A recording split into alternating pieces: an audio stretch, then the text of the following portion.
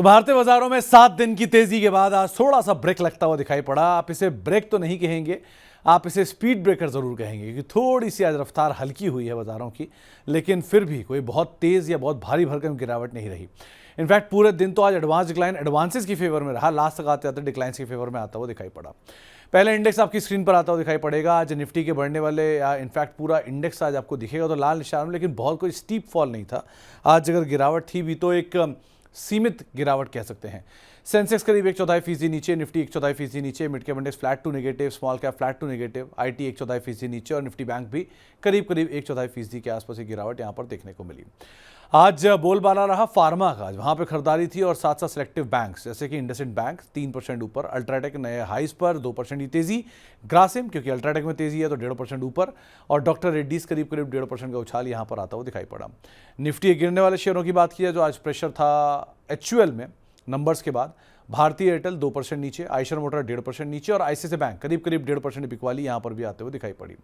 इसके अलावा mid cap के बढ़ने वाले शेयरों की अगर बात की जाए तो आज टाटा एलेक्सी में खरीदारी थी 5% की, हिंदुस्तान जिंक 2.5% ऊपर, पेटीएम करीब 2.5% की तेजी यहां पर और अपोलो टायर भी रफली 2% की बढ़त के साथ बंद होता हुआ दिखाई पड़ा।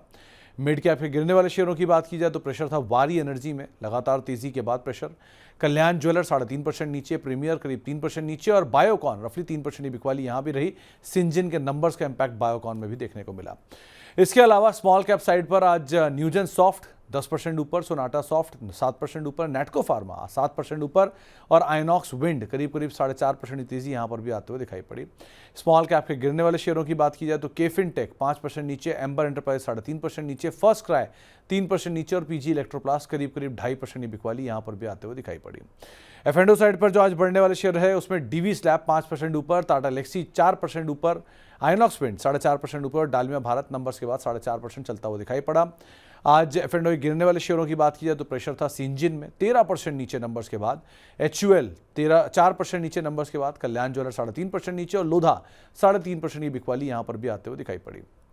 इसके अलावा खबरों के दम पे जिन शेयरों में एक्शन था उसमें वारी एनर्जी, आज वो लॉक इन पीरियड खुलने की बातचीत है तो 6% नीचे, एचयूएल नंबर्स के बाद 4% नीचे, सिंजिन नंबर्स के बाद 13% नीचे और डालमिया भारत नंबर्स के बाद 4.5% ऊपर बंद होता हुआ दिखाई पड़ा। साल के नए ऊपरी स्तरों पर जो शेयर पहुंचे उसमें जेके सीमेंट अपने नए ऑल टाइम हाई पर 3% की तेजी, जीएसके फार्मा 2.5% ऊपर, अल्ट्राटेक नए ऑल टाइम हाई पर 2% नीचे 2% ऊपर, यूपीएल करीब 1.5% ऊपर।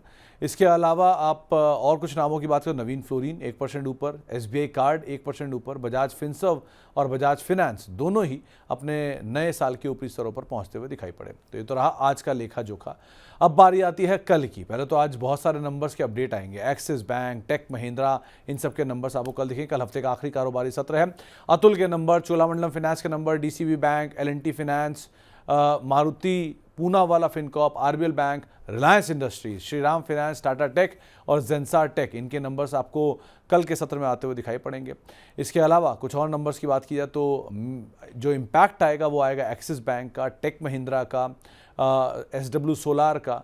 इसके अलावा और कई सारी मीडियोकर कंपनीज हैं जैसे एलटीटीएस जैसी कंपनी, इनके भी नंबर्स का इंपैक्ट आपको कल दिखाई पड़ेगा।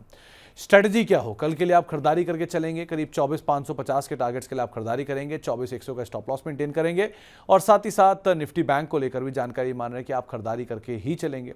जो आपके निफ्टी बैंक के लिए रणनीति रहेगी वहां पर भी तेजी ही आप लेकर चलेंगे। जो टारगेट रहेंगे 55,700, 55,000 का एक स्टॉप लॉस यहां पर आप मेंटेन करेंगे। तो दोनों ही इंडिसीज में खरीदारी की राय है, लेकिन ध्यान रखें कि बाजार 7 दिन की तेजी दिखा चुका है और हैवी अर्निंग का दिन है रिलायंस का।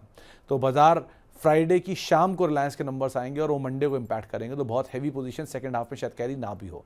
सो उस पार्ट को भी आप ध्यान रखिएगा और उसके हिसाब से रणनीति बनाइएगा।